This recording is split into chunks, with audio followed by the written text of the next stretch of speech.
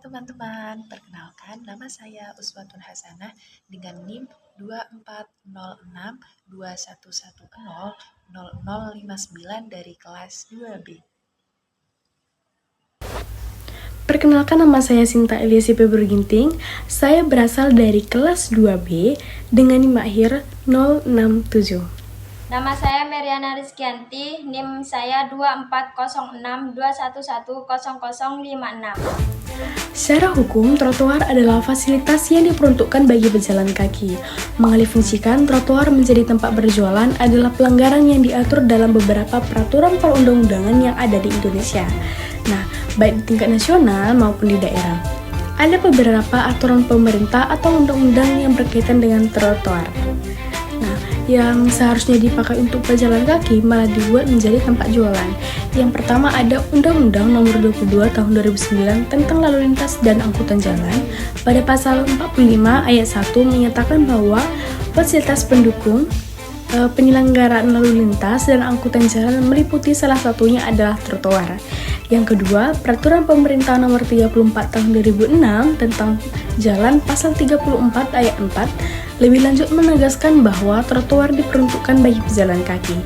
3. Peraturan Menteri Pekerjaan Umum Nomor 3 PRTM 2014 tentang pedoman penyediaan dan pemanfaatan prasarana jaringan. Nah, pejalan kaki di kawasan perkotaan. Nah, setiap daerah tentunya memiliki peraturan daerah atau peraturan kepala daerah masing-masing ketertiban umum dan penggunaan fasilitas umum termasuk trotoar.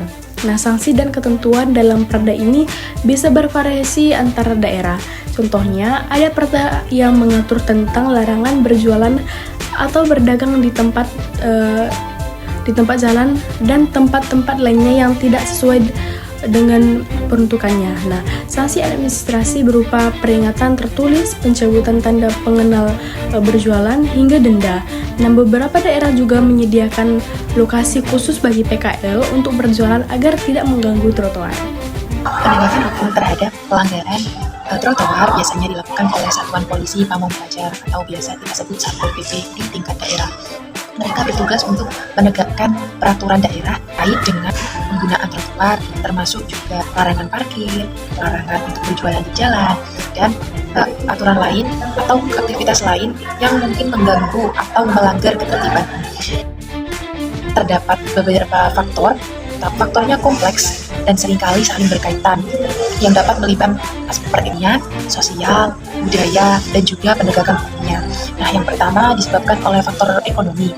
Mungkin banyak pedagang kaki lima tidak memiliki modal yang cukup untuk mereka menyewa lapak atau toko resmi untuk tempat berjualan mereka, sehingga menjadikan trotoar sebagai tempat berjualan gratis atau dengan harga yang naik. Yang kedua adalah faktor sosial dan budaya.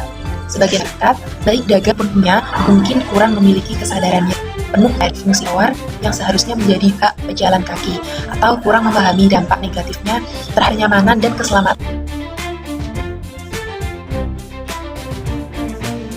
Dari segi faktor penegakan hukum dan tata ruang, meskipun terdapat banyak kali aturan undang-undang melarang trotoar sebagai tempat berjualan, penegaknya sekali lebih disediakan. Nah, ini bisa dilakukan oleh keterbatasan sumber daya penegak hukum di suatu daerah tertentu, atau kurangnya koordinasi antar instansi, dan bahkan adanya praktik pemungutan liar atau pajak liar.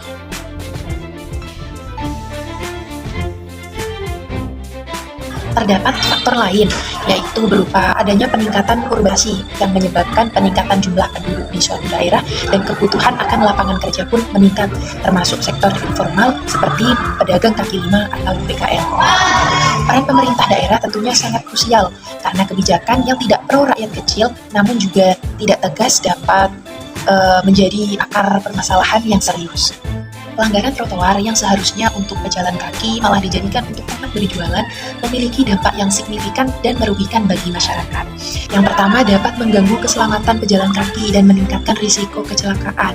Yang kedua adalah menimbulkan ketidaknyamanan dan menghambat mobilitas. Yang ketiga, dapat menimbulkan masalah kebersihan dan kesehatan terhadap lingkungan sekitar. Yang keempat, menyebabkan kerusakan dan mengurangi daya tarik dari suatu daerah. Dan yang kelima, dapat menimbulkan konflik yang serius di masyarakat sekitar. Solusi yang dapat diterapkan, terdapat banyak saran atau solusi untuk mengurangi pelanggaran penggunaan trotoar.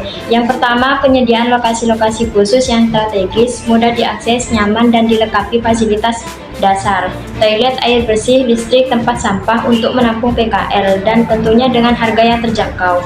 Yang kedua, sentra PKL perlu didesain agar menarik bagi pedagang maupun pembeli, sehingga aktivitas ekonomi tetap berjalan dan bahkan meningkat. Yang ketiga, pemerintah bisa bekerja sama dengan pihak swasta atau BUMN untuk mengembangkan sentra PKL yang modern dan berkelanjutan. Yang keempat, penertiban secara teratur, tegas, dan humanis, menghindari kekerasan. Yang kelima, menerapkan sanksi sesuai undang-undang dan peraturan daerah yang berlaku, mulai dari denda, penyitaan barang dagangan, hingga larangan berjualan bagi pelanggar berulang. Yang keenam, melakukan pengawasan secara rutin dan berkala, tidak hanya sesaat setelah penertiban untuk mencegah PKL kembali berjualan di trotoar.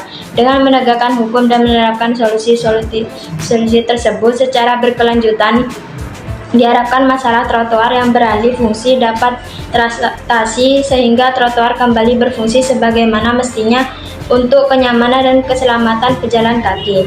Nilai-nilai kewarganegaraan dalam penataan trotoar. Permasalahan dan solusi penataan trotoar yang telah kita bahas mencerminkan beberapa nilai-nilai kewarganegaraan fundamental yang sangat relevan. Memahami dan menginternalisasi nilai-nilai ini esensial untuk menciptakan kota yang lebih baik dan masyarakat yang lebih beradab. Yang pertama, nilai tanggung jawab yang menekankan bahwa setiap warga negara memiliki kewajiban untuk berkontribusi pada kesejahteraan dan ketertiban umum. Yang kedua, keadilan sosial yang menjamin bahwa trotoar dapat diakses oleh semua lapisan masyarakat, termasuk penyandang disabilitas yang merupakan manifestasi dari keadilan. Yang ketiga, menghargai hukum atau aturan karena hal ini merupakan pilar utama kewarganegaraan yang bertanggung jawab. Yang keempat, toleransi dan empati terhadap apa yang orang lain rasakan. Dengan mengamalkan nilai-nilai kewarganegaraan ini, tetapi juga membangun fondasi masyarakat yang lebih humoris, tertib, dan berkeadilan.